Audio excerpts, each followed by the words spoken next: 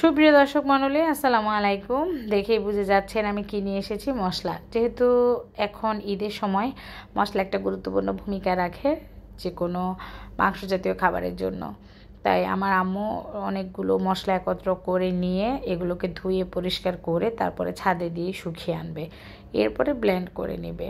তো আমার বাসায় এনেছিল, আমি আবার ভালো মতো করে দেখছিলাম যে কি কি উপকরণ দিয়েছে এর মধ্যে, কারণ আমি আসলে কখনো বানাইনি, তো আম্মুই সবসময় বানিয়ে আমাকে দিয়ে দেয়, সেই জন্য আমার বানানোর দরকার পড়ে না। আজ আপনাদের সাথে শেয়ার করব মুরগির মাংস রান্না। অনেকেই মুরগির মাংস রান্না করতে পারেন, কিন্তু এই মুরগিটা দেশি মুরগি এবং এতে ডিম আছে, ভালোই লাগে কিন্তু মুরগির মাংস রান্না করতে। যেহেতু ঈদের সময় এখন তেমন একটা ভিউ হবে না, তার জন্য ছোট ছোট ভিডিও দেওয়ার চেষ্টা করছি। কাইন্ডলি সবাই ছোট ভিডিও দিবেন এবং সবাই সবার পাশে থাকবেন ভিডিও দেখে। এখানে সবগুলো উপকরণ সুন্দর করে নিয়ে নিয়েছি: হলুদ গুঁড়া, মরিচের গুঁড়া, কাঁচামরিচ, পেঁয়াজ কুচি, আদা রসুন বাটা, সব যা যা লাগবে, একদম গরম মশলা গুঁড়া সব নিয়ে একবারে বসে পড়েছি, জাস্ট ছটপট করে দিয়ে দিব। আর মুরগির মাংস রান্না করতে আহামরি কিছু লাগে না। আমি প্রথমে তেল দিয়ে দিয়েছি, পেঁয়াজ দিয়ে দিয়েছি, তারপরে এতে আমি দিয়ে দিব কাঁচামরিচ। যারা নতুন, কখনো রান্না করেনি, নতুন গৃহিণী, তাদের জন্য একটু হেল্পফুল হবে। আর যারা প্রবাসী ভাইরা আছে, আমার এই সহজ মুরগির মাংস রেসিপিটা আপনাদের কাছে ভালো লাগবে অবশ্যই আশা করছি, এবং ইজিলি আপনারা রান্না করতে পারবেন। এরপরে একটুখানি পেঁয়াজ লাল হওয়ার অপেক্ষা করব, তারপর নাড়িয়ে চাড়িয়ে আমার যে প্লেটে রাখা হলুদের গুঁড়া, মরিচের গুঁড়া যে উপকরণগুলো ছিল সেগুলো দিয়ে দিব। তবে শুরুতেই আমি সবসময় আগে মুরগি দিই, কারণ মুরগিটা তেলে ভেজে নিলে গন্ধটা কম আসে। আর আমার হাজব্যান্ডের কাছে কেন মনে হয় মুরগির মাংস গন্ধ গন্ধ লাগে, সেই জন্যই আমি একটু চেঞ্জ করেছি স্টাইলটা। আগে সব মশলা কষিয়ে নেই না, ইদানিং আগে মুরগি কষিয়ে নিই ভালো মতো করে, তারপরে মুরগির গায়ে একটা একটা করে মশলা দিয়ে ভালো মতো কষিয়ে নেই।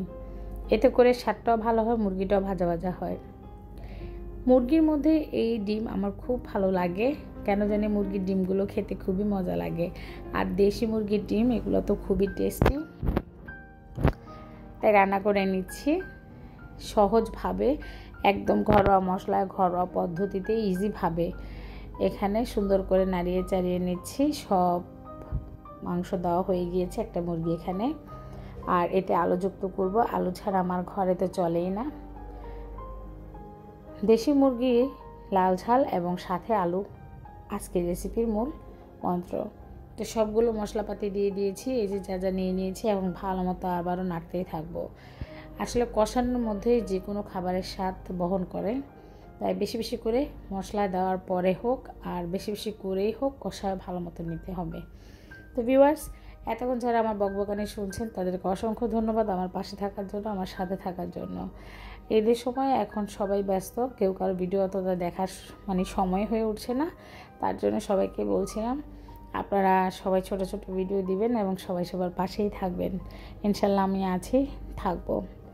আর ভিডিও না দিতে পারলে অবশ্যই ভুলে যাবেন না, যদিও চ্যানেলে ক্ষতি হবে, সবারই হবে, আমি একলা তা না, তারপরেও আমাদের অবশ্যই মনে রাখবেন।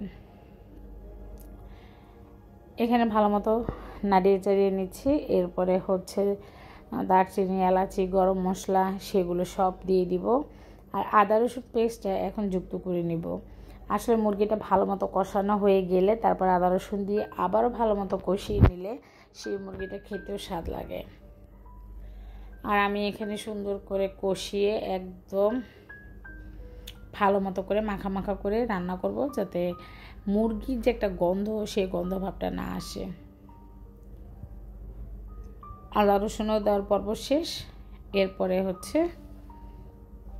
মুরগি থেকে যে পানিটা বের হবে সেটা দিয়েই মুরগির মাংসটা হয়ে যাবে।